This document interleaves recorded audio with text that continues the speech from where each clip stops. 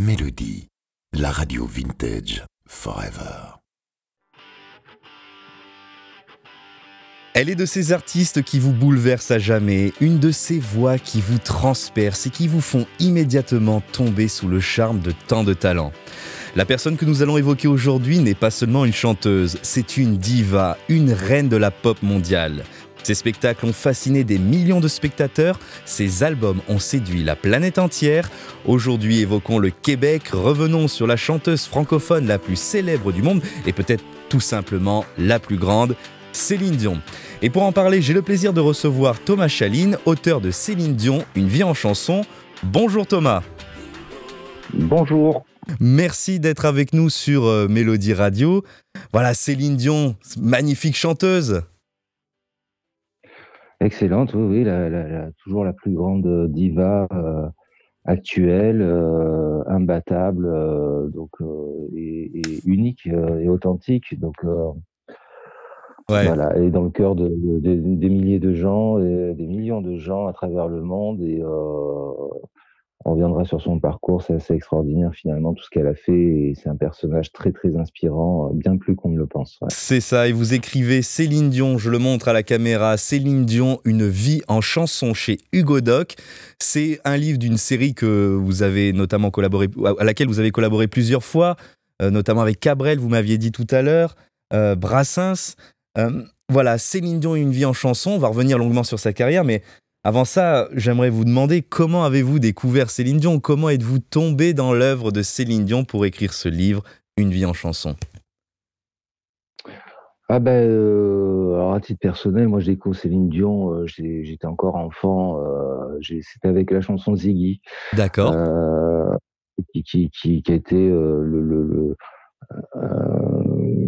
le tube qu'il a installé en France en 1993. Et puis derrière, évidemment l'album avec Jean-Jacques Goldman, qu'on connaît. Et de là, je la suis de loin où elle s'impose à nous de toute façon. Et voilà. Alors pour le livre, c'est vrai que ça, il y a quand même dans nos vies, quand on est passionné de musique, il y a toujours quelque part Céline Dion qui nous a suivis aussi dans nos vies, quoi. Ça C'est fait ça. toujours écho à des souvenirs personnels quelque part.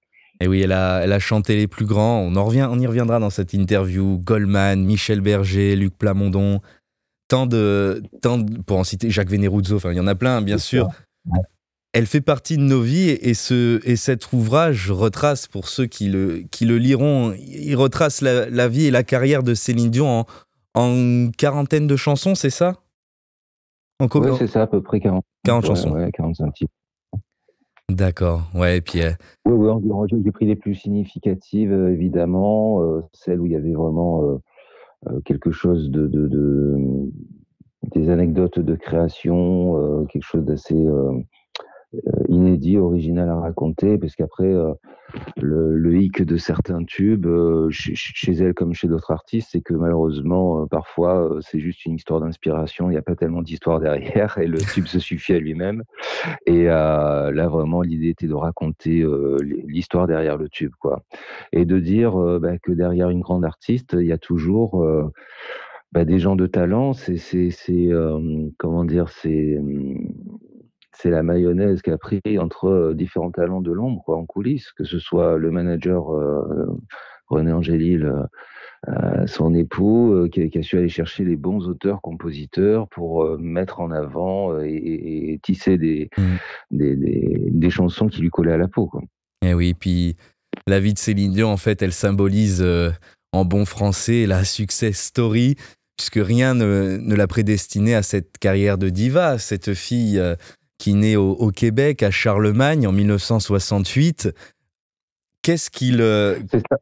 qu'il a mis, comment elle a débuté Céline Dion? Qu'est-ce qu'il a fait devenir progressivement, on va le voir, la diva qu'elle est aujourd'hui? En fait, elle, donc on le sait, elle est la dernière d'une fratrie de 14 enfants, ce qui est énorme. C'est plus une fratrie, c'est une tribu. Et c'est vrai qu'au Québec, la musique a une place très très importante dans la culture québécoise. Et alors c'est sans but, y a jamais d'ambition professionnelle, c'est une passion. Donc les parents sont musiciens, ils chantent en famille. C'est vraiment quelque chose de porteur, comme une religion finalement. Et elle se met à chanter toute petite, évidemment portée par le flot de ses frères et sœurs, de sa famille. Sauf que, bah, elle a une voix quand même à 5 ans qui n'est pas comme toutes les Qui est petites filles de son incroyable. âge, quoi. Ouais. Ouais, ouais, ça accroche déjà. Elle chante dans le restaurant de ses parents. Alors sa mère, au bout d'un moment, l'interdit parce qu'elle a peur que ça dérange les clients, mais les clients redemandent. En fait, ils sont éblouis par cette petite fille qui est assez lumineuse, pétillante et qui a une voix absolument dingue. Donc elle égaye vraiment les soirées au restaurant de ses parents. Bon, mais jusque-là, ben, pendant quelques années, ça reste une passion. Vraiment, il y a aucune ambition derrière, quoi. Je veux dire, elle suit un parcours complètement traditionnel. Elle se dit forcément que un jour, elle trouvera un métier, une vocation, elle fera 3 petites études. Donc, il y a vraiment bon. Mais bon, les choses vont tourner assez rapidement pour elle. Et oui, c'est ça, grâce à ce single Ce n'était qu'un rêve, écrit par Madame Dion et son frère Michel, c'est bien ça? Son frère Jacques. Son frère Jacques, et c'est Michel, d'accord. Voilà.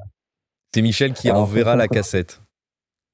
Voilà, un soir, bizarrement, c'est vrai que les frères poussent un peu. Alors la mère est très réticente.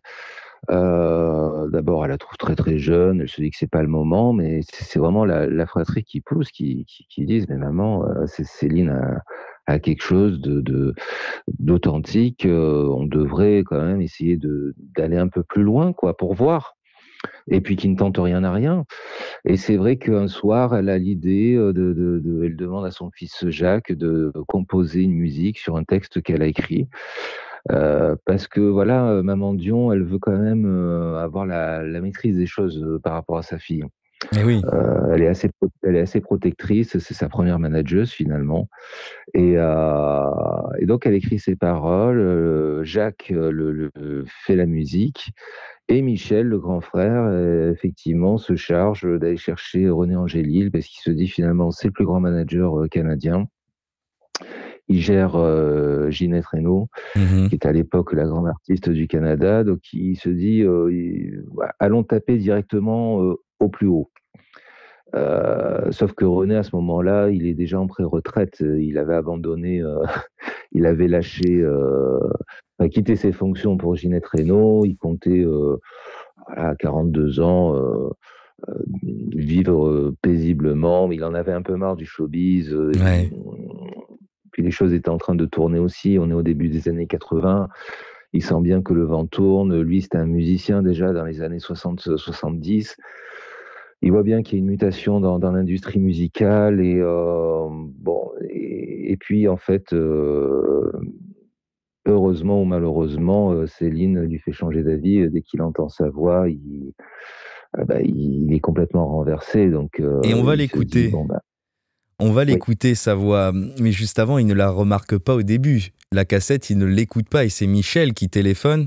Vous le dites dans le livre. Oui, bah, oui, comme René est très très sollicité encore malgré tout, bon, Ouais. ce n'est qu'un courrier de plus, donc il se dit qu'il écoutera sans doute plus tard, mais il n'y prête pas intérêt parmi la centaine de maquettes qu'il reçoit Qui chaque reçoit. jour.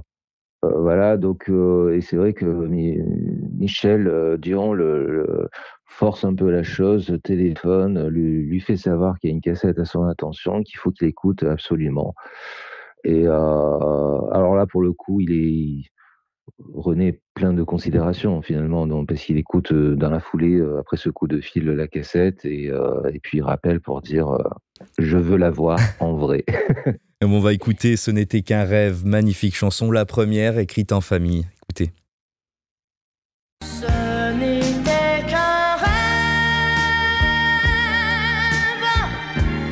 ce n'était qu'un rêve, mais si beau qu'il était vrai, comme un jour qui se lève. Et là, René est subjugué par sa voix, ça se comprend. On est quand en 1981, 80, 81? Quelle année on est? Ouais, on est en 80, ouais, début de l'année, ouais, fin 80, début 81, et c'est vrai que, ben voilà, Céline, elle a 12 ans, 12 ans et 12 demi, ans. donc il hallucine, quoi. Quelle voix à 12 ans? C'est ça, il se dit, mais elle sort d'où, quoi? Donc, il accepte, mais c'est un peu compliqué quand même, parce que à l'époque, ouais, il y a une dizaine d'années en France, c'est un peu moins aujourd'hui, il y a eu tout ce qui était la mode des Kids United, etc., Mhm. au niveau des enfants stars. Et là, René, bon, il se dit qu'elle est quand même jeune, même si ça vaut le détour.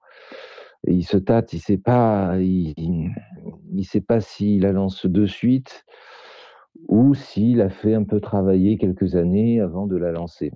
Mais bon, très vite, il s'est dit qu'il faut pas la gâcher, qu'il faut saisir l'opportunité. Alors Il va il jusqu'à actionne hypothéquer son sa réseau. maison. Ouais, complètement. Ce qui est assez fou, c'est de dire combien il y croit, parce Ouais. qu'aujourd'hui, combien de managers, producteurs oseraient hypothéquer leurs biens personnels pour se lancer sur un artiste? Faut avoir du courage et surtout une immense confiance, quoi, de ce qu'on fait. Mm. Et c'est ce qu'il a, surtout qu'il a un coup de cœur. Alors, on parle pas d'amour à cette époque-là, mais il a vraiment un grand coup d'affection pour cette famille qui vient le voir, parce que Céline se rend à ce rendez-vous avec sa maman, avec son frère. Donc, vraiment, il y a un côté, l'aspect familial qui le touche énormément. Bien sûr. Et vu comment cette famille s'investit, eh ben, il se dit qu'il va y mettre du sien aussi, et de là, tout va démarrer, ouais. Et elle n'a pas de parolier à cette époque-là. C'est-à-dire que c'est lui qui va lui trouver Eddie Marnet. Exactement, le légendaire Eddie Marnet, parolier célèbre des années 60-70, Claude à François qui avec on le doit beaucoup. Mal-Aimé notamment. Exactement, exactement. Et Eddie Marnet, qui est un parolier reconnu, mais Ouais. pareil, ce qui est dingue, c'est que lorsque Eddie Marnet va faire la rencontre de Céline, il va la prendre sous son aile, quoi. Ça va être comme un mentor, un parrain musical. Il va vraiment s'attacher rapidement et lui écrire des chansons sur mesure, voilà, pour donner, notamment après D'amour ou d'amitié. Donc, Et oui, dont l'album La Voix du Bon Dieu, où il y a, il me semble... Non, c'est avant l'immense succès d'Amour et d'amitié en 82, et il ouais, lui ouais, écrit tout à La Voix fait, du Bon ouais, Dieu. Premier tout album de à Céline fait, Dion. c'est ça. Bah, tout est dans le titre, hein, j'ai envie de dire. Quelque part, ça, beaucoup de gens m'ont fait valoir. C'était un peu, comment dire, c'était pas un hasard si elle a chanté ce titre-là. Donc, Ouais. voilà, premier succès, grand succès au Québec, évidemment. Euh, mais il y a ce succès au Canada, et les Canadiens et les Canadiens français, comme ils se nomment, parce que ça, c'est les Québécois, les purs Québécois Et se disent Canadien toujours, français. on est des Canadiens français. Eux, ils ont à cœur de réussir en France. Ils n'ont pas le rêve américain comme c'était le cas pendant longtemps des Ouais. Français qui étaient très influents. Voilà. Donc, par Eddie Marnet, ils vont tenter en France, après La Voix du Bon Dieu, en effet, en 83, auprès de je crois que c'est Mi Music, la maison de disques, euh, De je vendre vérifie le... en même. De sortir Ouais, ouais, le... d'Amour et d'amitié. ouais, c'est ça, Ouais. chez CBS. Et c'est vrai que le producteur de l'époque en France, Jean-Jacques Souplet, qui a fait énormément de succès, qui a lancé Cabrel, qui a fait les carrières de Dave, de Gérard Lenormand, et tant d'autres, et puis plus tard Jeanne Masse, ben, il a la même réaction, c'est-à-dire formidable artiste, mais très jeune et lui, il a l'expérience de la France et des conséquences et du revers de la médaille. Bien sûr. Donc, au niveau psychologique, alors le deal, c'est bon, ok, on finance, mais il charge Eddie Marnet vraiment d'être le protecteur de Céline, en fait, en disant voilà, moi, je voudrais pas risquer la responsabilité de quoi que ce soit sur cet enfant. Et Eddie Marnet lui dit, il n'y a pas de souci, je la protège, Et je oui, il la était garde amoureux de cette voix, pour Eddie elle. Marnet. Vous l'écrivez dans votre Ah ouvrage. oui, oui, Il tombe sous ah le oui, oui, charme aussi. complètement. Ah oui, oui, totalement. C'est un monsieur déjà âgé, voilà, mais qui est vraiment pris, ça faisait longtemps qu'il avait plus entendu quelque Mm. chose d'extraordinaire. Il prend ça comme un honneur, vraiment, c'est quelqu'un de très humble et il se dit: «Waouh!» et on me demande de lui écrire des chansons et bah, il y a ce lien avec, Céline et on le sait plus tard, elle prénommera un de ses enfants, Eddy, en hommage à Eddie Marnet, Ouais. ce qui est quand même assez beau en souvenir d'eux Eh ben, et qu'elle l'a pas oublié. on va écouter d'ailleurs ce premier tube d'amour et d'amitié qui est sorti en 1982. Plus qu'une autre pour lui.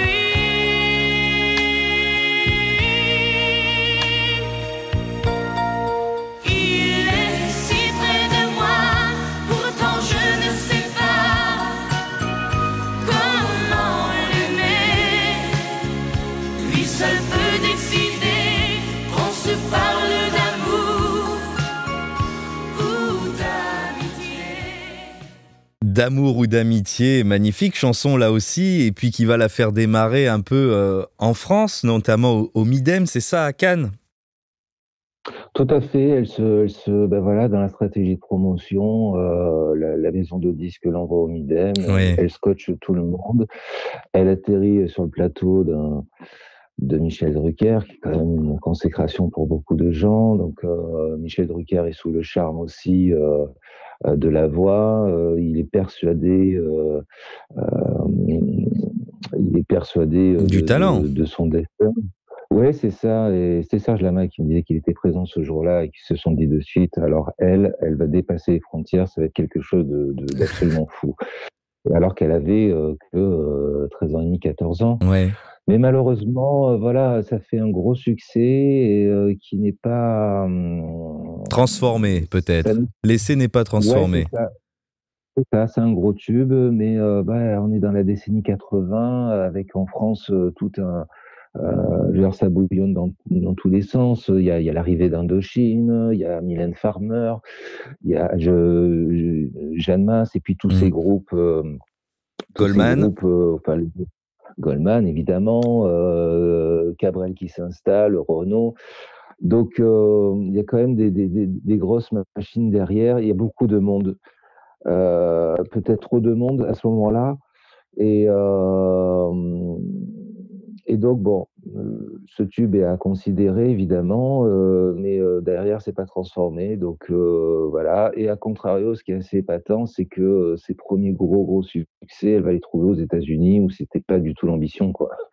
Mais en France, elle fera quand même la première partie de Patrick Sébastien à l'Olympia. Tout à fait, oui, oui, tout à fait. C'est Patrick quand même pas Sébastien, rien, puisqu'il était imitateur vedette à cette époque-là. oui, c'est ça. Alors ça peut faire sourire aujourd'hui, mais Patrick Sébastien, il a eu en première partie, bah, justement des gens comme Cabrel, comme Céline Dion, comme enfin, Eh oui, il était au, au top de sa carrière. C'était vraiment une grosse star. Et donc, en effet, faire la première partie de Patrick Sébastien à l'Olympia, c'est quand même un truc assez honorable et fou. Mais, euh, mais voilà, après ça, il y a retour au Québec. Cependant, derrière, il y a René qui analyse bien les choses, hein. C'est un super manager mm, qui a une vision vraiment large des choses. Je veux dire, les succès comme les échecs, il sait très bien les analyser. Il sait très bien revoir ses stratégies. Je veux dire, il a toujours été reconnu comme étant vraiment un un excellent visionnaire. manager, quoi. Mm.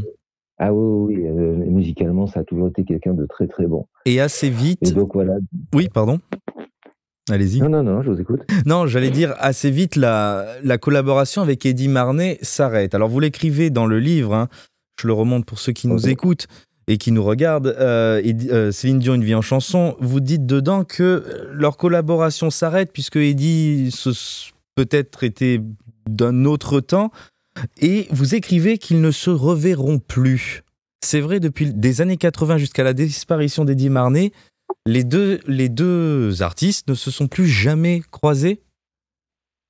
Ah ça, c'est, la vie qui malheureusement, les gens se croisent. Eddie Marnay, il vit en France. Alors c'est D'accord, vrai qu'il a l'humilité il a l'humilité pour pour le bien de la carrière, de faire son autocritique aussi, de voir que, ça ne prend pas.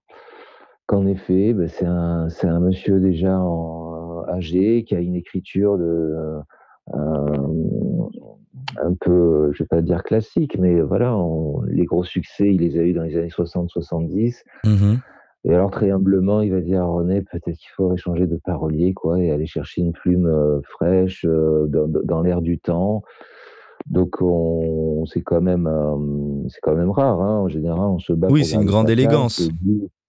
tout à fait. Et en plus, il y a beaucoup d'estime et de respect entre lui, René et Céline. Et voilà, après, bon, le hasard de la vie fait qu'ils ne se recroiseront plus. Mais encore une fois, vous voyez, Céline a prénommé un de ses fils Eddy, Voilà. parce qu'elle ne l'a jamais oublié. Voilà, c'est quelqu'un de ça revient beaucoup dans les témoignages. Céline est quelqu'un de très, très fidèle.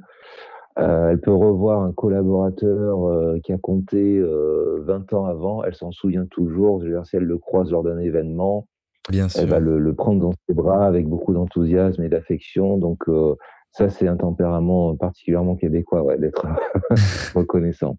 Et en tout cas, Eddie Marnay fait une sorte de passation de pouvoir. On le voit d'ailleurs dans cet album Incognito, sorti en 87. Il y a une passation de pouvoir puisqu'il signe, il me semble, une chanson.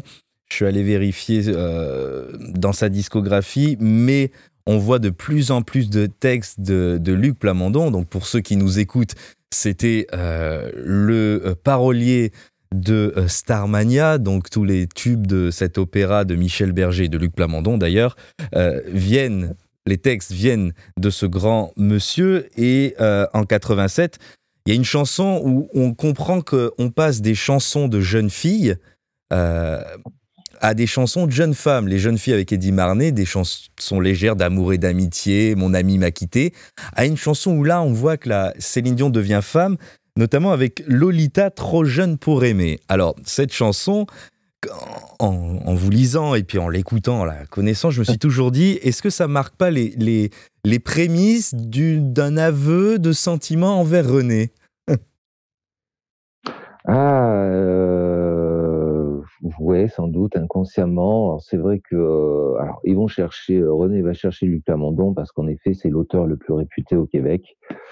Voilà, on avait René, le manager le plus réputé, qui va chercher Plamondon, l'auteur, le plus en vogue du moment, qui a fait ce succès avec Starmania et qui est auteur pour, pas mal d'artistes au Québec.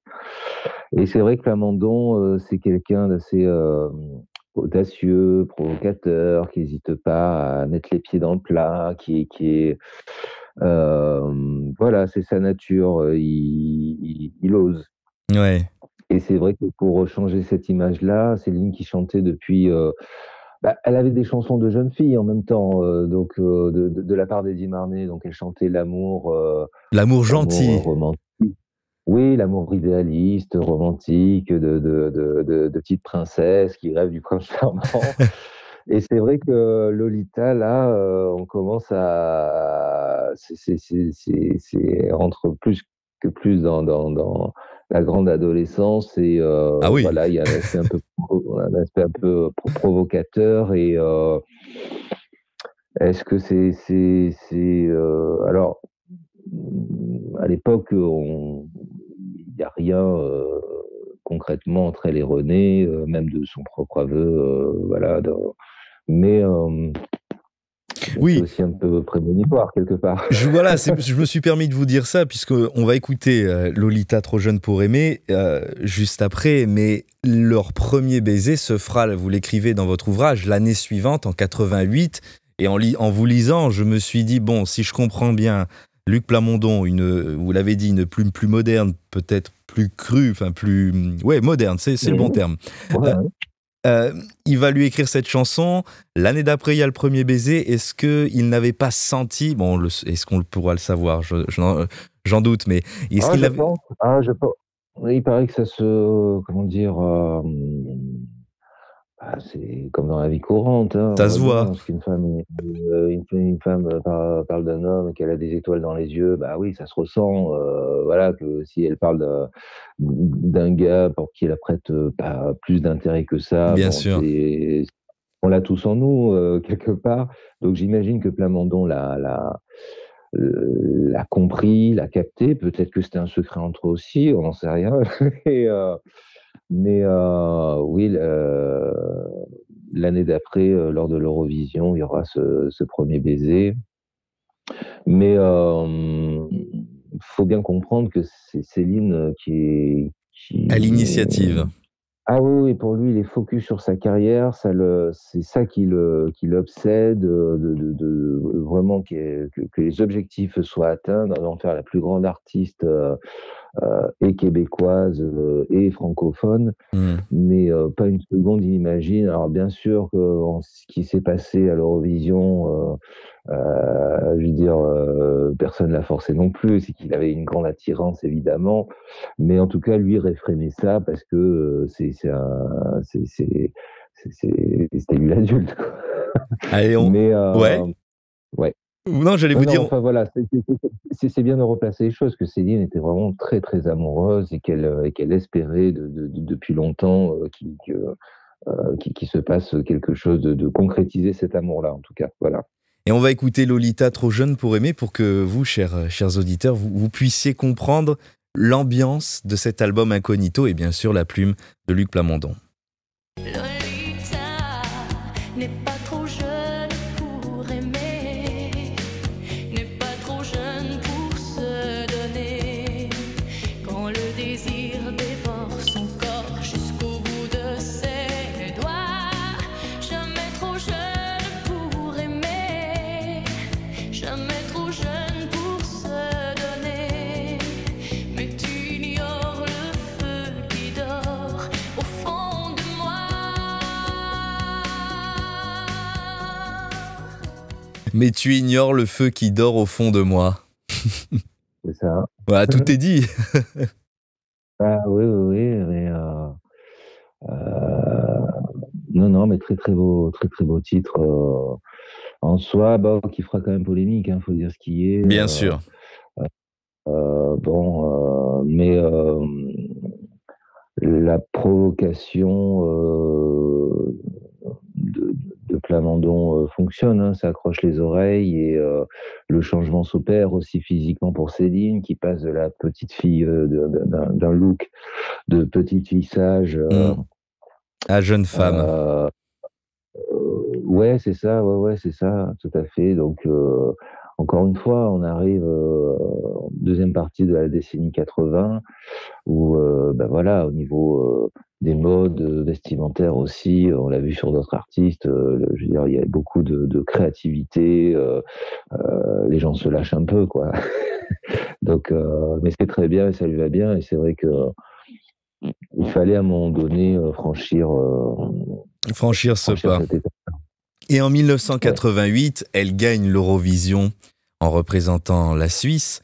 Et c'est là où elle devient adoptée, où elle est adoptée par les Européens. Elle devient, le temps d'une soirée et le temps de ce titre qui a été diffusé en Eurovision, dans le cœur de tous les Européens. Et elle séduit le vieux continent, mais l'objectif de René à cette époque-là, vous l'écrivez, il a déjà les yeux tournés vers l'Amérique. Ils vont préparer tous les deux des titres comme Where Does My Heart Beat Now, Unisson ou encore plus tard en 91, Beauty and the Beast. Oui, c'est ça. Ben, Handist. bizarrement, c'est ça. Ouais, ouais, ouais, bizarrement, alors que l'ambition de tout Canadien, Québécois, et ça pour avoir eu plusieurs témoins de Montréal, vraiment disent que c'est dans euh, ça, ça leur tient à cœur hein, de réussir en France, qui est leur langue. Ben c'est en Amérique, aux États-Unis que les choses s'ouvrent. Alors, bon, autant saisir l'opportunité, hein, pourquoi s'en priver? Et là, elle gagne ses premiers gros succès, elle est classée au Billboard, enfin voilà, c'est incroyable. Alors ils sont pas blasés, ils profitent aussi, mais des fois le destin réserve des choses assez folles. Et il y a cette bande originale, en effet, pour le Disney, La Belle et la Bête, qui lui donne encore un coup de projecteur assez incroyable. Et donc, elle s'installe vraiment comme une. Déjà, l'Eurovision lui fait passer dans une autre dimension, Oui. notamment aux yeux des professionnels et du public français. Bon, sans pour autant toujours pas s'installer en France. Hein, voilà, elle devient une star. Bon. Et puis il y a ce succès aux États-Unis. Alors c'est vrai que c'est un peu parfois étrange. Hein, on sait pas. En France, on a bien étiqueté, catégorisé. Et elle, bon, on Oui. a compris qu'elle était québécoise, mais elle a du succès en chantant en anglais aux États-Unis. On sait qu'elle a tenté en France un peu. Voilà. Mais du coup, il faut trouver la bonne équipe pour percer en France. Et ce qui va se passer au début des années 90 Ah bah, on va y avec revenir. Michel Berger. On va y Mm. revenir. On s'écoute un extrait quand même de Ne partez pas sans moi. C'est tellement culte. On le joue régulièrement sur Ah, Mélodie. Voilà, un petit extrait de cette Eurovision 88. La dernière fois qu'une chanson francophone, je le rappelle, a gagné au concours. Écoutez. Donnez-moi ma chance, emmène-moi loin d'ici. Ne partez pas sans moi, laissez-moi vous suivre. Vous qui volez vers d'autres vies, laissez-moi vivre la plus belle aventure, le plus beau voyage qui mène un jour sur des soleils, sur des planètes d'amour. Ah, ça donne la pêche quand même, hein, cette chanson. Ne partez pas sans moi. très belle chanson, ouais, ouais, en effet. Ben voilà, encore une fois, fini les chansons d'amour un peu slow, douces comme ça. Là, c'est une chanson entraînante Qui bouge, ouais. qui a tout d'un, ouais, ouais, qui a tout d'un tube. Donc, c'est une belle démonstration aussi de sa part de montrer qu'elle sait chanter d'autres choses que le registre auquel on est habitué, et qu'elle le fait encore une fois de belle manière, que c'est une vraie bonne interprète. C'est ça. Et puis vous l'avez dit tout à l'heure, c'est d'ailleurs très intéressant, tous les Québécois rêvent de marcher en France, et vous le dites dans votre ouvrage, René Angélil décide de pérenniser ce succès en France en reprenant des chansons de Starmania avec l'album Dion chante Plamondon. Et vous m'avez dit enfin vous écrivez dans le livre que ce CD n'a pas forcément bien marché jusqu'à la sortie de Ziggy, jusqu'au single de Ziggy où ça a été là un véritable raz-de-marée. C'est ça, c'est assez étrange. Donc oui, René demande à Luc Plamondon se disent finalement stratégie pour la relancer en France, faire un album des tubes de Plamondon, Starmania. Alors ils enregistrent avec l'équipe de Michel Berger à Paris, avec qui se passe vraiment une superbe ambiance. Et puis René découvre la méthode Berger qui était assez authentique, quoi, qu'il n'avait jamais vu auparavant, quoi, cet esprit un peu enregistré en live avec ses musiciens. Il adore Michel Berger, évidemment, en tant que que compositeur. Ouais. Donc, il découvre une autre méthode de travail qui le séduit vraiment, lui et Céline. Ils s'entendent à merveille avec Michel Berger. Bon, à tel point qu'ils envisagent un album original Et pour oui, après. et c'est Jean-Jacques Goldman, vous l'écrivez là aussi, qui va hériter de ce projet à la disparition de Michel Berger. C'est ça, c'est-à-dire que Goldman s'était renseigné et bon, il était question peut-être d'une chanson, mais le projet était focus sur Michel. L'idée, c'était de donner les clés de la boîte à Michel Berger. Comme il avait fait succès avec Johnny Hallyday, bon, et puis ils se sont bien entendus et que ça collait bien. Ils se sont dit voilà. Et puis Michel Berger était super enthousiaste. Il adore Céline Dion en tant qu'interprète. Et puis humainement aussi, c'est vraiment une femme de tempérament très cool, quoi, bon enfant, qui en plus n'est pas du tout diva dans la mentalité, c'est-à-dire qu'elle est D'accord. excellente musicienne, elle peut recommencer, elle peut faire 15 prises si on lui demande de faire 15 prises, parce qu'on lui dit que les 14 premières, ça l'a pas fait. Elle a aucun ego là-dessus. Elle se plie, elle respecte, parce qu'elle sait que elle fait confiance aux gens. Mhm. Elle a toujours fait confiance aux gens.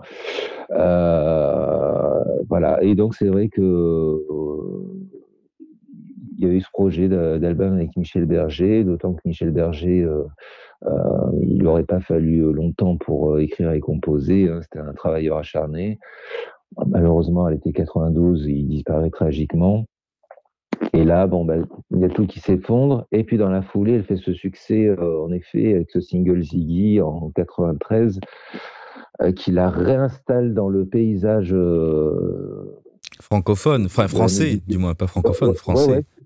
Ouais, c'est ça. Là, elle s'installe vraiment parce que Ziggy, les gens connaissent la chanson par Starmania. Mhm. Elle en donne une version vraiment propre à elle. Ça, c'est la force de Céline Dion, de toujours pouvoir s'accaparer les titres et en faire quelque chose, de donner du relief. Donc là, ça fonctionne. C'est un tube. Et là, René, il dit, bon, faut plus... il y a plus qu'une bonne prise. Maintenant, faut confirmer derrière. Et ça, ce Et sera c'est vrai plus que tard. Goldman, ouais. La confirmation ce sera, française, elle se fera. On va y revenir, bien sûr, parce qu'en plus, cette année, on fait les 30 ans. Elle se fera en 95 avec l'album 2. Mais en tout cas, il y a un essai qui a été doublement transformé avec Starmania. Il y a bien sûr Ziggy, comme on vient de l'évoquer. Mais il y a aussi, elle a chanté, il me semble, en 94 et en 95, le blues du businessman. Vous disiez à l'instant qu'elle se réapproprie les chansons. Mais quelle version du blues du businessman, celle de Céline Dion? C'est ça, c'est absolument incroyable. C'est là encore une fois, elle démontre ses capacités d'interprète. Allez, Vraiment, c'est une interprète qui est incroyable. Alors je vous propose, avant de... J'attends de parler de deux, vous vous en doutez bien, chers auditeurs.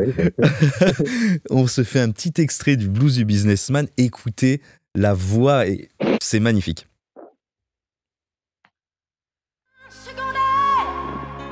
Tous les Hilton de la terre, je peux pas supporter la misère.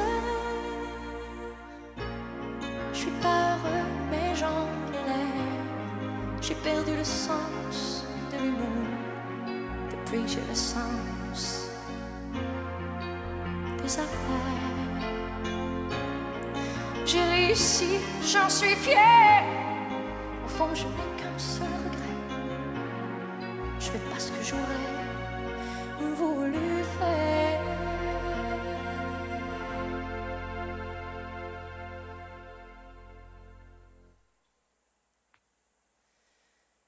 J'aurais voulu être un artiste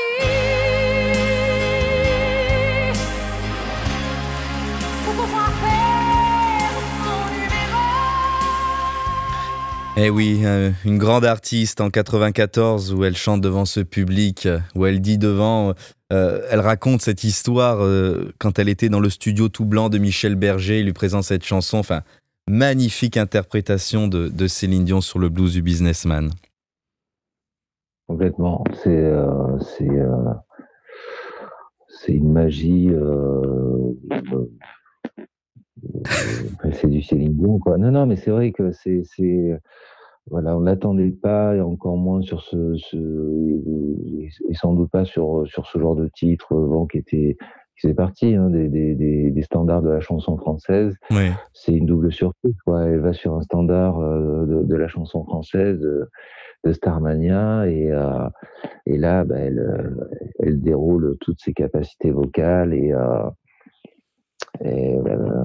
voilà, quoi, elle transforme les choses, quoi. Et dans cette alternance de succès français, grâce à Ziggy, on l'a évoqué, on part aussi du côté des États-Unis avec une chanson qui marque voilà, l'aboutissement de sa tournée. Vous écrivez qu'elle a fait une tournée triomphale l'année précédente, donc en 92 aux USA. Et elle sort The Power of Love, qui est un carton aussi en 93. C'est ça, tout à fait, ouais, ouais. Elle se retrouve à avoir du succès sur les 2 continents, c'est assez, Elle s'installe, ça y est, c'est sûr. ouais, ouais, ouais, ouais, complètement. Alors c'était pas là, j'ai envie de dire, les plans de René lui échappent un peu, mais positivement. Donc il y a ce double succès.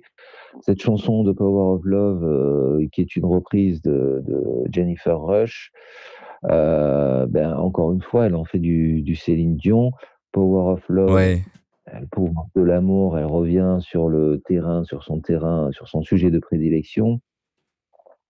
Et puis elle se classe en tête du Billboard Hot 100, c'est le classement légendaire aux États-Unis, quoi. C'est un truc incroyable.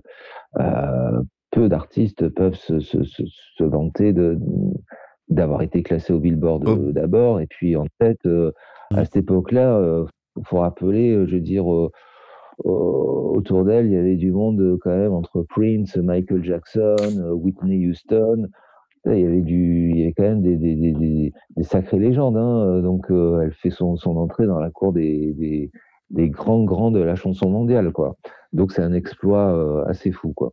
Avec cette chanson qui, je crois, met les frissons à tout le monde. On s'en fait un petit extrait et après je vous propose d'arriver progressivement à l'album francophone le plus vendu de tous les temps. Allez, The Power of Love. Love that I could not forsake, 'cause I'm your lady and you are my man. Whenever you reach for me. On sent qu'elle retient les chevaux là dans cette chanson, Céline Dion. Hein. Elle est prête à tout envoyer, à déployer Ouais. tout son talent dans The Power of Love. Ouais, ouais, elle a une maîtrise. On me l'a souvent définie comme étant une très bonne musicienne vocalement. Ouais, son Donc elle a instrument. une maîtrise. Ouais, c'est ça. Elle a une maîtrise assez folle. Et déjà sur l'album francophone Dion chante Plamondon, c'est elle qui s'était collée au chœur, dans les chœurs avec 2 autres choristes, mais elle était d'une maîtrise et d'une rigueur par rapport aux indications que Berger lui donnait. Hmm. Voilà, c'était d'une précision assez incroyable, ouais. Et puis après Michel Berger, d'avoir repris Starmania, c'est un album sur mesure que Jean-Jacques Goldman lui propose avec 2. Il a travaillé, vous le dites, pendant 7 mois pour lui offrir le meilleur, des chansons qui soient au plus près de la diva qu'elle est.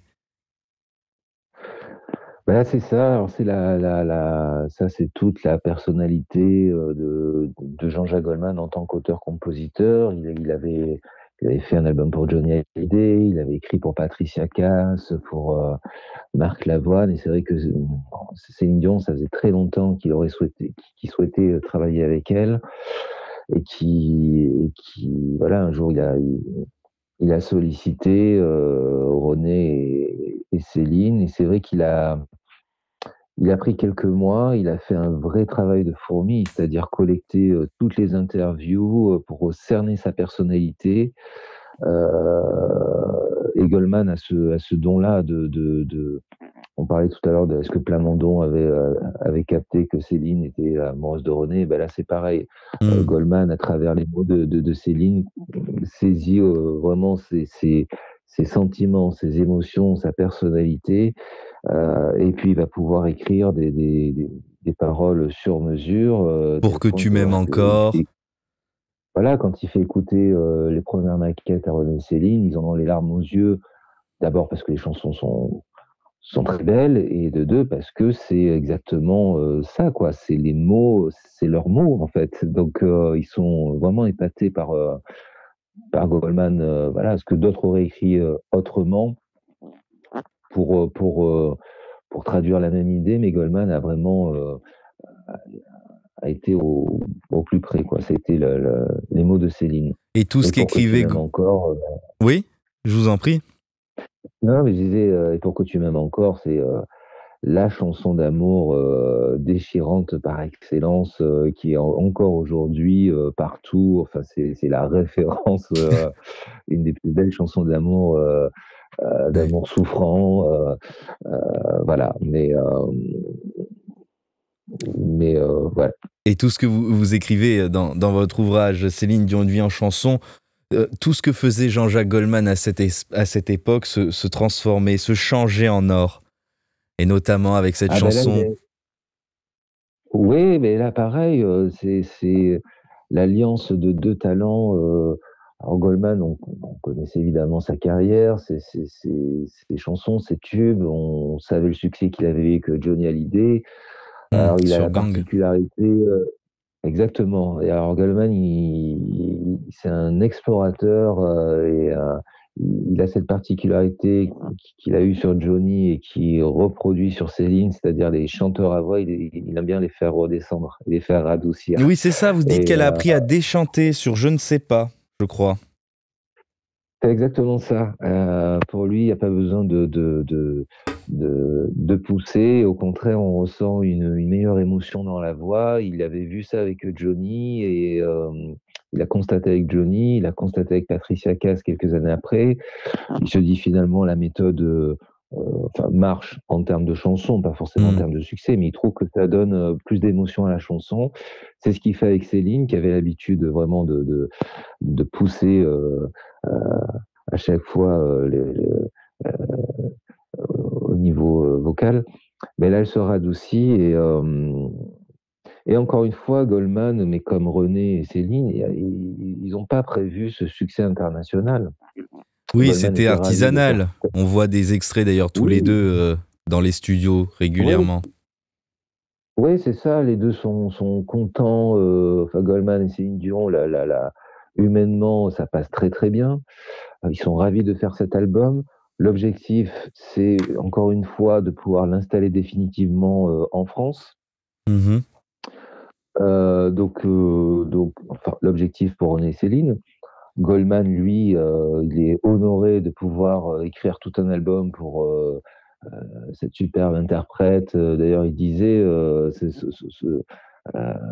son rêve, c'était d'écrire soit pour Céline Dion, soit pour Aretha Franklin. Bon, dans ces petits papiers. Et le succès les dépasse vraiment, parce que c'est au-delà de la France, et c'est plus de 10 millions d'exemplaires à travers le monde. Enfin, l'album francophone le plus vendu de l'histoire. Et là, aujourd'hui, on Je est à pense quoi? À qu'aucun... 32 millions, c'est ça? À peu près? Ouais, ouais, c'est ça, ouais, environ, quoi. Mais c'est Ah non, non, pardon, c'est un Falling album. Into You. Excusez-moi, c'est Falling Ouais, Into c'est You qui derrière. sera à Non, 32 millions. ouais, c'est derrière. C'est Falling Into You, c'est l'album anglophone. Mais l'album 2 reste un album de référence par excellence. C'est-à-dire que il n'y a absolument rien à jeter. On écoute l'album. Les mémoires d'Abraham. Bon. Non, oui, c'est ça, la mémoire d'Abraham aussi. Ouais, ça. Après, il y a plein. Le ballet, qui est un blues super Dans la un blues à la Goldman. Et puis, évidemment, J'irai où tu iras, qui est ce duo entre Goldman et Céline Dion, un duo entre d'amour la entre l'Atlantique, ouais, au milieu de l'Atlantique, on va dire, entre le Québec ouais, et la France. Ouais. ouais, c'est exactement ça. Bah, pareil, encore une fois, le talent de Goldman, sa créativité, son originalité de créer ce duo-là, et qui est un duo encore très, très écouté aujourd'hui, et même au niveau des nouvelles générations qui n'ont pas connu cette époque-là. Et bah, en plus, voilà, J'irai où tu iras, ça parle à tout le monde. Euh, Bien sûr. Chacun son histoire, vous voyez. Donc c'est une chanson un peu universelle finalement. Et ça a été la force de Goldman d'écrire des chansons universelles, que ce soit Pour que tu m'aimes encore, J'irai où tu iras, et puis Vol aussi, Bien sûr, pour malheureusement. sa nièce, la nièce de Céline Dion qui est Exactement, partie. Mm. tout à fait. Je vous propose Donc, d'avancer un petit peu dans le temps et d'aller une année plus loin avec l'album, on vient de l'évoquer, Falling Into You, avec une chanson qui, je crois, reste gravée dans toutes les mémoires. C'est la performance vocale de cette fin du XXe siècle, avec All By Myself, où Céline tient 8 secondes une note, mais perchée à l'impossible. c'est ça. Bah alors, Falling to You, justement, après le succès de Power of Love, voilà, Céline est une star aux États-Unis. Elle côtoie au sommet du Billboard, on l'a dit, Michael Jackson, Whitney Houston. Voilà, elle est dans la catégorie des Barbra Streisand. Et donc, bah, son nouvel album est attendu, elle a des fans maintenant aux États-Unis. Et c'est vrai que All By Myself, qui est une reprise d'une chanson qui était sortie dans les années en 1975, si je ne m'abuse. Et alors, c'est vrai qu'il y a cette note incroyable. Alors, c'est le, le réalisateur de Céline qui la pousse, David Foster, qui est un gars absolument incroyable, qui a bossé avec les plus grands, qui est derrière de nombreux tubes, notamment pour Whitney Houston. Et il va d'ailleurs la charrier lorsqu'ils enregistrent à Los Angeles, parce que c'est David Foster qui a l'idée de pousser Céline sur cette fameuse note. D'accord. Il sait qu'elle en est capable. Il sait qu'elle en est capable. Pour lui, c'est cette fameuse note qui va durer quelques secondes, qui va faire la différence avec la version originale de la chanson, D'accord. et qui va lui faire passer un palier. Mais il lui dit rien au départ, donc il a sa petite idée derrière la tête. Et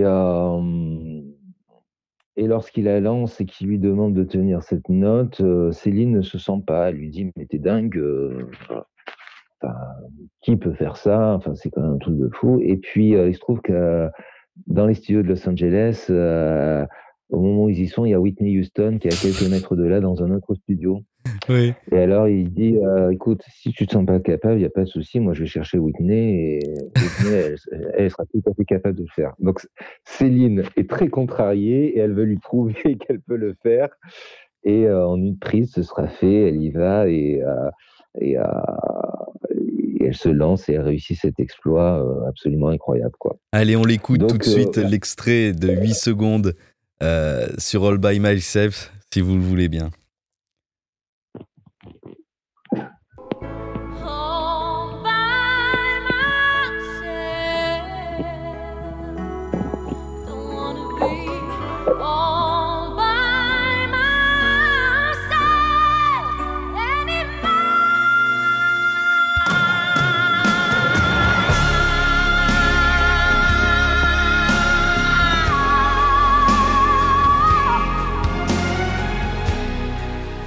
Ah, ça en met presque les frissons, hein.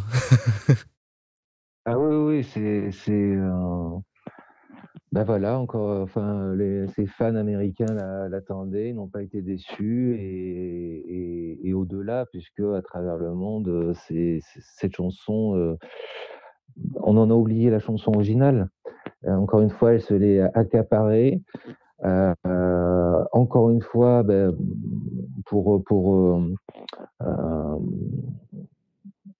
encore une fois, René La qui a sublimer. été cherché. Ouais, puis encore une fois, derrière ça, il y a David Foster qui est un super producteur, super réalisateur de, de, de musique très réputé, donc René a su aller chercher et qui a fait passer un palier de plus à Céline. Enfin, encore une fois, c'est les talents derrière l'artiste. Et s'il n'y avait pas eu David Foster qui la provoque, qui avait cette idée-là, Ouais. et qui la provoque, et qui connaît Céline, parce qu'ils avaient déjà bossé ensemble, et qui sait qu'elle acceptera de toute façon, que c'est une femme alors courageuse, oui, mais elle aime les challenges aussi, Céline. Donc, il a su jouer avec elle quelque part, lui tendre ce challenge, et elle a réussi avec brio. Et ça fait 32 millions de disques vendus. Oui, incroyable. Ouais. C'est énorme sur un album. D'ailleurs, dans le livre, vous pourrez découvrir une anecdote. On va peut-être pas l'évoquer ici, comme ça vous irez chercher dans cet ouvrage de Thomas Chaline l'anecdote avec Phil Spector qui devait produire cet album, et vous allez voir, c'est pas bien passé, mais ça vous le verrez dans l'ouvrage. En 97, on poursuit, parce que à chaque fois, je vais vous donner un secret, Thomas. Je me suis dit, bon, alors, est-ce que je prends cette chanson ? Et finalement, on pourrait toutes les faire, hein, les chansons de Céline Dion. Ouais. Si je fais pas My Heart Will Go On, c'est pas Céline Dion. C'est un tube. Vous, chers auditeurs, tout le monde connaît cette chanson où elle sublime le film Titanic. Et surtout, et c'est là où vous allez peut-être nous éclairer, elle ne voulait pas la chanter. Oui, c'est-à-dire que après All By Myself, après ses succès aux États-Unis, cette production hollywoodienne lui propose à René, en fait, de faire la bande originale, mais Céline avait déjà chanté sur La Belle et la Bête. Elle voit pas trop l'intérêt au niveau de sa carrière. En tout cas, pour elle, c'était un exercice, je vais pas dire de débutant, mais c'est bien de chanter des BO de films lorsqu'on est en pleine progression et que ça nous fait passer un cap. Elle, c'était plus le cas. Elle était une star mondiale. Donc elle n'en voit pas l'intérêt, et puis elle trouve la chanson pas si terrible que ça, quoi. Donc c'est fou. Et puis, elle trouve la chanson pas si terrible que ça. Le film, quand on lui donne le scénario, il n'y a aucun mystère sur l'issue finalement, donc elle se dit que le film va pas aller très loin non plus.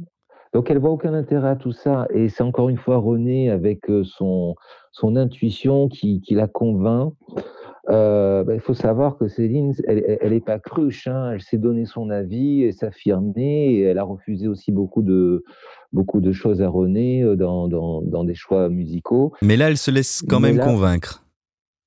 Ouais, c'est ça, mais en fait, elle lui dit, écoute, on fait une démo, une maquette, et puis qui se démerde avec, on verra bien, voilà. Donc elle accepte, elle fait qu'une seule prise. D'accord. Et c'est la prise qu'on entend, c'est la prise officielle qu'on entend dans la version originale. Elle a fait, pour faire plaisir à son époux. Et encore une fois, sans voir que là, ça y est, elle s'est installée comme la diva mondiale, quoi. Et ça deviendra son plus gros single en termes de vente. 18 millions de disques vendus, de singles vendus, ce qui est énorme. C'est ça, il y a des naufrages qui portent bonheur parfois. Oh bravo. Écoutez, on s'en écouter un extrait pour aller se donner un peu de frisson dans cette décennie 90 où là, Céline, c'est une des plus grandes chanteuses à voix. Quand même la plus grande.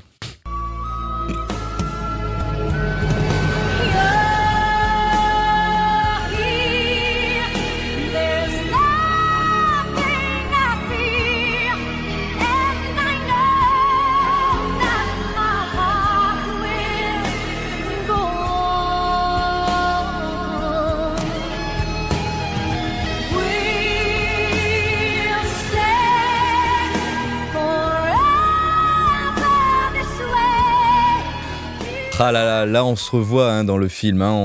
on est avec les acteurs au bord de la proue, sur la proue du Titanic. On a tous rêvé d'être DiCaprio à ce moment-là, Ah oui. et les jeunes filles ont toutes rêvé d'être Kate Winslet à ce moment-là. Donc, c'est la magie du cinéma, et voilà, de porter des belles histoires comme ça. Et sur ce même album, alors là aussi j'hésitais à en parler, mais je trouve que c'est bien de le rappeler. Cet album-là s'appelle Let's Talk About Love, où il y a cette chanson dessus, c'est ça? Oui. Et dans cet album, vous vous dites Let's Talk About Love. Bon, les admirateurs de Céline Dion qui nous écoutent me voient venir, mais à grand sabot. Cette chanson, c'est une chanson de Jean-Jacques Goldman, Puisque tu pars. Oui. Et je me suis demandé, je voulais vous poser la question, qu'est-ce que vient faire cette chanson, Puisque tu pars, dans cet album à l'origine, à vocation du marché américain. Que vient faire Puisque tu parles, Let's Talk About Love? Donc c'est en effet au départ le tube de Goldman, Puisque tu pars. Céline adorait cette chanson avant même de connaître Goldman. Et puis elle est surtout traduite en anglais par Bryan Adams, qui est une superstar, qui est canadien comme Céline, qui a fait d'énormes tubes dans les années 80. C'est un auteur-compositeur pop-rock. Vous allez voir, mais notamment avec la bande originale du film Robin des Bois avec Kevin Costner à l'époque. D'accord. I do it, everything I do it for you. Et c'est vrai que je pense que ça lui tenait à cœur de pareil par rapport à Goldman, maintenant que les présentations ont été plus que faites, de l'importer d'une manière aux États-Unis. Encore une fois, cette chanson, elle la transcende à sa manière. Elle en fait du Céline Dion. Oui, clairement. Ça en fait une toute autre chanson. Une toute autre chanson. Voilà, on sent les similitudes, mais c'est vrai que c'est complètement une autre version d'ailleurs. C'est assez surprenant. Et notamment en 99, l'extrait qu'on va écouter, hein, où avec les petits-enfants, elle chante cette chanson au Stade de France. La troisième artiste à chanter au Stade de France. C'est magistral. Oui. Non, tout à fait, oui. C'est une chanson universelle. Finalement, Let's Talk About Love, c'est laissons parler notre amour. Voilà, c'est donc avec cette chorale d'enfants, c'est un peu remettre. Elle en a fait une chanson universelle dans le sens où, à travers les malheurs, bien sûr, de sa la vie. Société, oui, à travers le monde. Voilà, c'est alors que Goldman s'était inspiré d'autres sources, entre Alfred de Musset et Khalil Gibran, le livre Le Prophète. Elle en fait une toute autre, elle en donne un tout autre sens, mais et oui, c'est le nom aussi de sa tournée. C'est le nom de cette tournée. Tout à fait, la tournée très triomphale, avec 31 millions d'exemplaires vendus à travers le monde, dont 11 millions aux États-Unis, quoi. C'est assez fou, quoi. Eh bien, on s'en écoute un extrait de Let's Talk About Love en 99. Je crois que j'ai pris la version du Stade de France.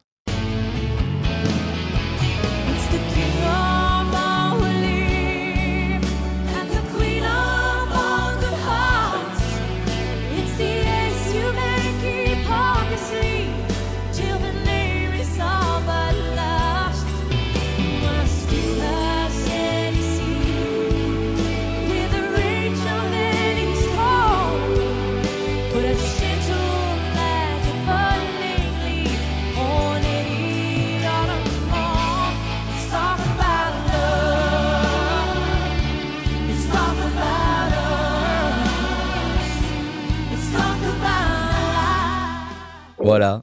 On a tout résumé, hein. C'est du Goldman, mais c'est du Céline à la perfection. Let's talk about Ouais, love. complètement. Et Jean... Elle y va comme ouais. Oui, je vous en prie. Non, je disais, elle y va comme un gant. C'est vrai que Goldman avait eu du succès avec, c'était sa chanson et c'était du pur Goldman. Mais là encore, Céline vient donner un relief de plus à la chanson. Elle en fait quelque chose d'autre et tout aussi savoureux, quoi. Ce qui n'enlève rien à la version, contrairement à By Myself. Oui, à la version de Goldman. Ça n'enlève Exactement, exactement. Les gens sont autant attachés, enfin, pour les fans de Goldman à Puisque tu pars et pour les fans de Céline à Let's Talk About Love. Donc c'est très bien. Et Jean-Jacques Goldman lui écrira encore une fois, je crois que c'est en 1980, là j'ai un doute, 18 Ouais, 98. Voilà, Ouais, s'il fin suffisait 98. d'aimer, magnifique chanson de rupture, là aussi. Puis sur cet album, il y aura On ne change pas. C'est sur le même album. Tout à fait, oui, complètement. Voilà, qui Là, marque. il continue dans sa dynamique de Sur raconter mesure. Céline. Ouais, c'est ça. Et On ne change pas, où là, c'est autobiographique sur la petite fille de Charlemagne. Voilà. Alors évidemment, ça parle à tout le monde, à l'enfant qu'on était.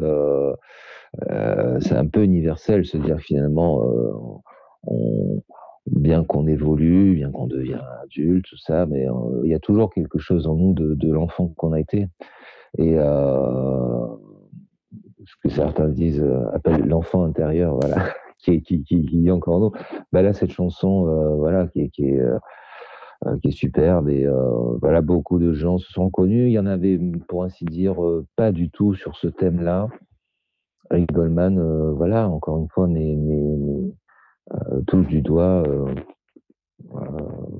finalement le cœur de Céline et de ce qu'elle est, et traduit ce qu'elle est, quoi. Et qui touche son public. C'est une manière, ouais, parce que c'est une manière finalement c'est une manière je pense qu'à travers Goldman, une diva, c'est rarement confiée comme ça au public à travers ses chansons. Et ça a été la force de Goldman, c'est-à-dire que les gens peuvent se sentir proches de Céline Dion parce qu'elle est, finalement, sa vie, elle a toujours été publique. Il y a peu de mystères, peu de secrets, et dans ses chansons, elle s'est mise à nu, clairement, et à travers les paroles de Goldman, voilà, de la petite fille de Charlemagne à la folle amoureuse qu'elle est de René Pour que tu m'aimes encore. Ouais. Et c'est assez rare, finalement, c'est ce qui fait aussi l'œuvre et la personnalité de la carrière de Céline Dion. C'est assez rare qu'une artiste se confie autant à son public sans filtre, sans triche. Bien sûr. Quand d'autres justement on la maîtrise sur tout et voilà, et c'est ce qui fait son authenticité jusqu'à présent. Et après, après ce nouveau succès francophone à 4 millions d'exemplaires, il me semble, si ce n'est, je crois s'il suffisait d'aimer juste le single ou l'album, je ne sais plus, elle va se mettre un peu en retrait pour avoir son premier enfant, et elle reviendra dans les années 2000, enfin, je vais vous dire, après la tournée 99, donc le retrait n'a pas duré très longtemps, avec Garou notamment. Alors il y a eu beaucoup de chansons, hein, bien sûr, je pense à I'm Alive qui a été un gros tube, mais elle viendra avec Sous le vent, et une chanson là aussi qu'elle choisit elle dans les maquettes de Garou, et Garou était plutôt étonné qu'elle choisisse cette chanson pour faire un duo. C'est ça, c'est une chanson écrite et composée par Jacques Veneruso de Canada. Voilà, enfin, du groupe Canada. Oui, du groupe français. Voilà, et qui depuis quelques années s'installe peu à peu comme un auteur-compositeur de référence. Il avait écrit pour Johnny Hallyday, il avait écrit pour Florent Pagny, pour Yannick Noah. Et c'est il fait partie un peu de la bande à Goldman. Ouais. Et c'est vrai que là, il est sur l'album de Garou, et Garou qui repérait dans la comédie musicale Notre-Dame de Paris, est managé par René. Alors ça faisait depuis Céline, René n'avait pas pris d'autres artistes en management. Il jette son dévolu sur Garou, pour sa voix qu'on connaît, qui est encore une fois singulière. Et donc il y a la production de ce premier album, et Garou donne régulièrement des nouvelles pour dire comment ça se passe, pour dire où il en est de l'avancement de l'enregistrement. Et Céline, qui est enceinte à ce moment-là, entend Sous le vent, et elle a cette air dans la tête, et elle n'arrête pas de la chanter, Ah oui, c'est alors ça, qu'elle est chez au elle. repos, enceinte. Voilà, elle est au repos chez elle, enceinte, bien enceinte. Mais elle adore cette chanson, et très vite René se dit mais ça pourrait faire un super duo. Donc il dit à Garou, est-ce que ça t'embête pas de la faire avec Céline? Alors Garou, qui est très touché évidemment, pour qui Céline c'est un monument de la chanson au Canada. La réponse ne se fait pas attendre, et ça devient ce tube pareil, qui devient très vite un standard de la chanson Ah oui, francophone, quoi. elle a été matraquée, cette chanson, hein. Ouais, mais là, Mais c'est une pareil, très belle chanson, en même temps. ouais, ouais, mais il y a une superbe, comment dire, les deux voix, entre la diva et la voix euh, rock enrayée de Garou, ça fait un superbe mix. Et puis ces paroles de Jacques Vénéruso, qui sont très, qui traduisent bien dans ce genre de situation aussi, et de manière très poétique, les choses. Enfin voilà, c'est un superbe auteur, et qui continuera plus tard. Et On enfin, va s'en voilà, un écouter super un tube. extrait de Sous le vent, et on se retrouve juste après. Fais comme si j'avais pris la mer. J'ai sorti la grand voile et j'ai glissé sous le vent. Fais comme si je quittais la terre. J'ai trouvé mon étoile, je l'ai suivie un instant. Sous le vent. Et si tu crois que c'est fini. Voilà, Sous le vent 2001, magnifique chanson. Et je vais vous proposer, cher Thomas, d'avancer un petit peu, puisque le temps nous presse. On va évoquer encore Jacques Vénérouzzo, bien sûr, avec Parler à mon père. Et puis dans cette période des années 2000, en 2004, Céline elle est installée. C'est plus la diva, c'est un monstre sacré, si je puis me permettre, de la chanson francophone, avec son étoile au Walk of Fame. Voilà, des albums qui continuent, une carrière qui n'a plus rien à prouver. Jacques Vénérouzzo, et sur cet album d'ailleurs, j'en profite, où il écrit Parler à mon père, il y a une chanson, et c'est pour ça que je voulais quand même l'évoquer, même si elle n'est pas du tout connue, ou très peu connue. Une jolie chanson que quelqu'un qui est cher à mon cœur m'avait fait découvrir un jour, Tant de temps, interprétée par Céline et Henri Salvador. Oui. C'est là où je veux vous emmener. Céline, ça a été aussi des duos. On a vu Garou, mais elle a fait ce duo elle a fait avec Aznavour aussi, Toi et moi, en 2008, sur l'album d'Aznavour, et plus tard en 2012 sur l'album Parler à mon père. D'ailleurs, magnifique chanson au passage, où elle propose, à la demande, il me semble, je parle souvent de Contrôle, de la veuve d'Henri Salvador, d'enregistrer ce duo. Tout à fait. Elle avait fait déjà, elle avait, dans un autre genre, chanté en duo posthume avec Frank Sinatra. Oui, en Quelques 98. années avant. Voilà. Et là, cette chanson, alors Henri Salvador, artiste ô combien unique dans le patrimoine de la chanson, décède. Et c'est vrai que Tant de temps, c'est pour elle, pareil, Salvador a écrit beaucoup de chansons finalement jeunesse. Oui. Il représente, C'était vraiment un personnage, quoi. Notamment dans son œuvre, et qui a touché un large public, et beaucoup de chansons s'apparentent à l'enfance, et ça faisait partie des artistes de référence dans l'enfance de Céline, en tout cas. Et du coup, bah oui, elle demande à la veuve d'Henri Salvador de pouvoir faire ce duo posthume, et qui surprend beaucoup, et Bien sûr. qui est très très émouvant. C'est pour ça qu'on en parle sur Mélodie Radio, pour vous proposer aussi des chansons, voilà, des petites pépites. On a parlé de Let's Talk About Love, si vous ne le saviez pas tout à l'heure, si vous ne la connaissiez pas. Et là, voilà, Tant de temps avec Henri Salvador, que l'on aime bien chez Mélodie Radio et également sur Mélodie Télé. Je vous en propose un petit extrait, Thomas, et puis après on passe à la dernière partie de cette interview. Tant de temps qui me ronge les ongles jusqu'au sang, à blanchir ton ombre. J'ai si peur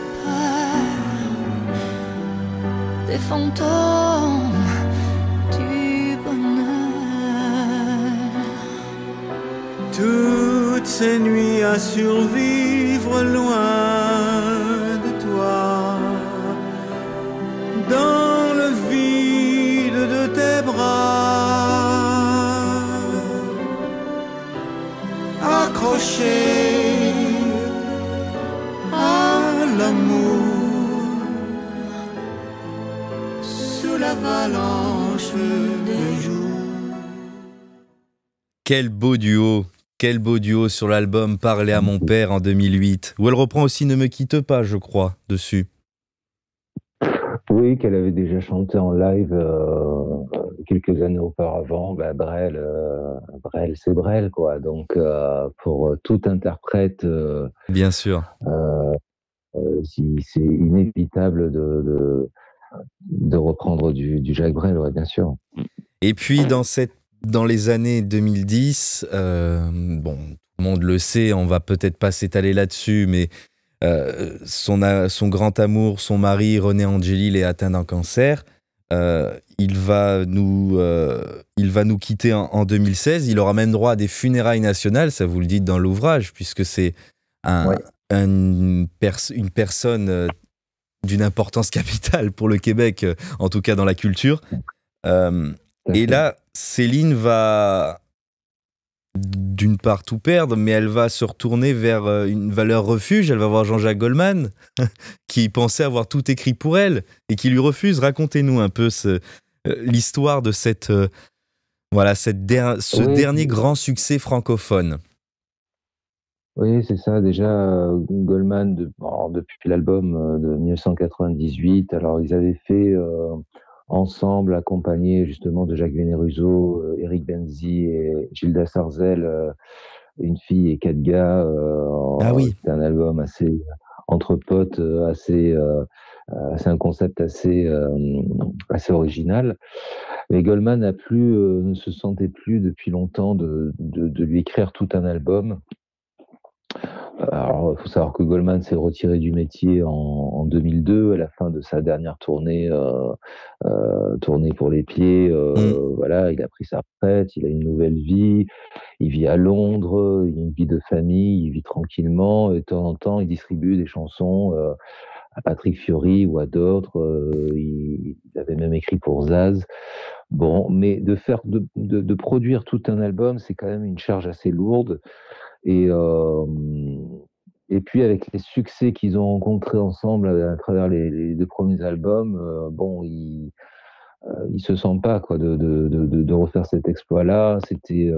C'était quasiment 20 ans plus tôt. Donc il refuse humblement. Et puis il aimait beaucoup René aussi, Jean-Jacques. Il y avait un lien affectif quelque part entre les deux hommes. Il avait beaucoup d'estime et de respect. Il est aussi très affecté par sa disparition. Donc il se sent pas forcément de produire tout un album. Mais par contre, c'est au départ juste quelques mois avant la disparition de René. C'est René qui lui demande à faire tout un album, lui il refuse. Et puis, bon, quand René disparaît, il écrit cette chanson Encore un soir, qui est un ultime hommage. Ouais. Ça, encore une fois, il a été inspiré. Bon, voilà, il aurait eu tort de se priver de l'écrire. Et voilà, c'est un hommage à René, à toutes ces années. Et il fallait qu'il le fasse d'une manière, parce que pareil, Goldman est quelqu'un d'à la fois humble et de très fidèle en amitié et en estime pour les gens avec qui il a travaillé. Donc ouais, encore un soir signe un retour après la disparition de René au printemps, on est au printemps-été 2016. Mhm. Mais il y aura d'autres artistes comme Francis Cabrel qui a écrit aussi sur cet album-là. Avec Serge Lama, non?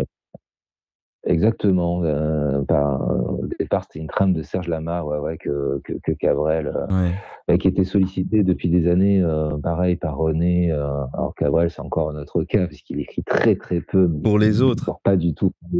Ouais, c'est ça. Et puis, alors Francis, c'est encore plus la stupeur, quoi. Écrire pour Céline Dion, ouïouïouï, quoi. C'est une immense artiste pour lui. Qu'est-ce qu'il peut apporter?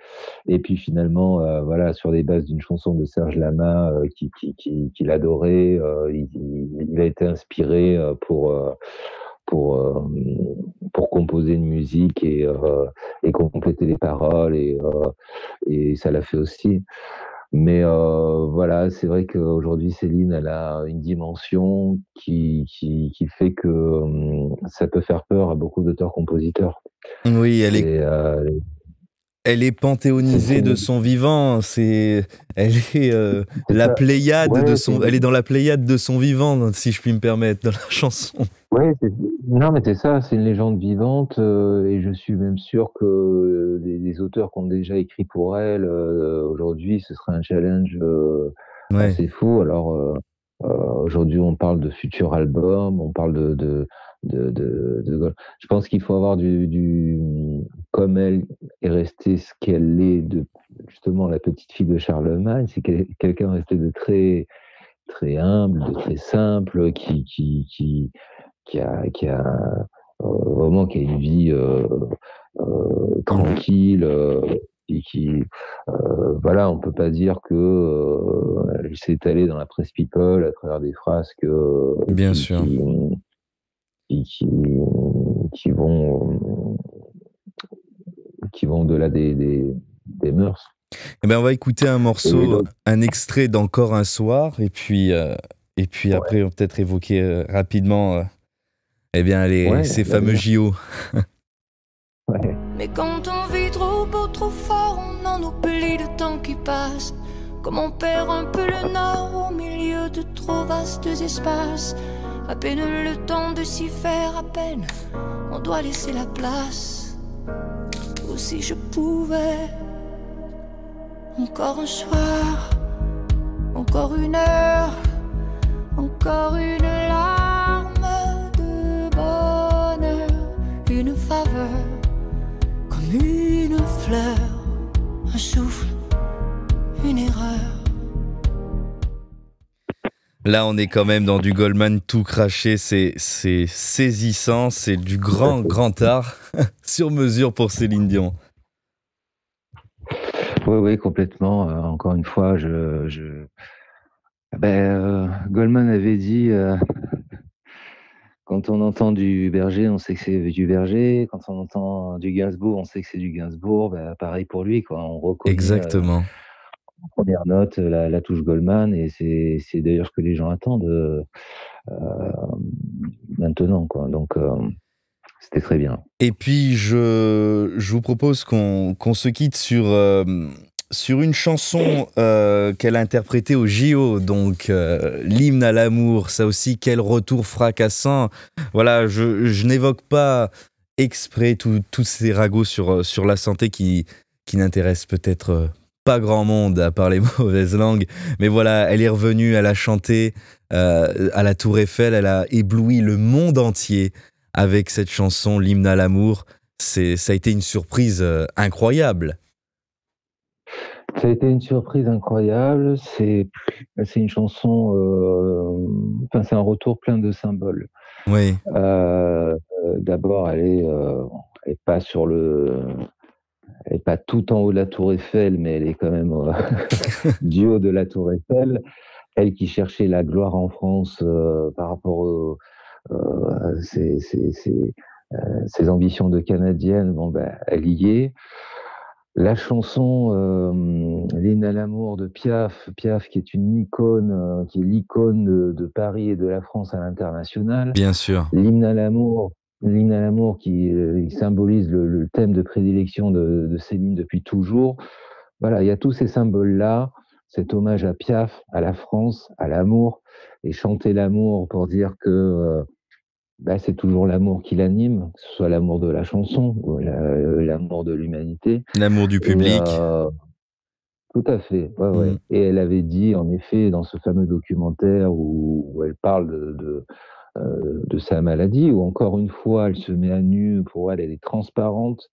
Et il y avait eu cette interview quelque temps avant où elle a dit qu'elle ramperait pour remonter sur scène parce que la chanson, c'est sa première passion, c'est ce qui l'anime depuis toute petite. C'est sa vie. Donc, mais c'est sa vie, bien sûr, c'est ça, c'est ça, c'est sa vie. Donc, moi, j'avais pas de doute sur le fait qu'on la reverrait un jour d'une manière, alors que, en effet, si on regarde les choses objectivement, elle peut prendre sa retraite largement, quoi. Elle a plus rien à prouver. Elle a plus rien à prouver à personne. Elle a le confort, le pouvoir matériel, financier, ce qu'on veut. Mais elle, ce qu'elle tient, c'est revenir devant son public, chanter. Donc, ça va se faire tranquillement. Il y a des choses qui se préparent. Il faut lui laisser le temps, mais en tout cas, c'est son vœu le plus cher et elle met tout en œuvre pour y arriver. Voilà. Quant aux rumeurs qu'il y a eu de playback, Bon. J'ai envie de dire, j'ai envie de dire que d'abord, on a bien vu que sa voix n'était plus tout à fait la même. Elle était tout à fait belle, mais ça n'était plus la voix qu'on lui connaissait. Mais moi, je retiens surtout l'émotion qui envahit les réseaux sociaux ce soir-là. Les larmes d'émotion dans le public, entre la chanson, son interprétation, son retour surprise. Retenons les choses positives. Ça a été la cerise sur le gâteau de cette cérémonie d'ouverture des Jeux Olympiques de Paris. N'allons pas chercher la petite bête où il n'y en a pas. Profitons. Et quand bien même, ça a donné de l'émotion aux gens et c'est ce qui compte. C'est ça. En tout cas, c'est une vie passionnante dans cet ouvrage que je vous rappelle. Céline Dion, une vie en chanson chez Hugo Doc. Voilà, j'ai pris beaucoup de plaisir à parcourir la vie de Céline Dion avec vous, Thomas Chaline, dans cet ouvrage et puis dans cette interview. Je crois que vous allez d'ailleurs continuer sur cette série prochainement. Oui, d'ici le printemps prochain, avec on l'annonce, allez, avec Renaud en chanson.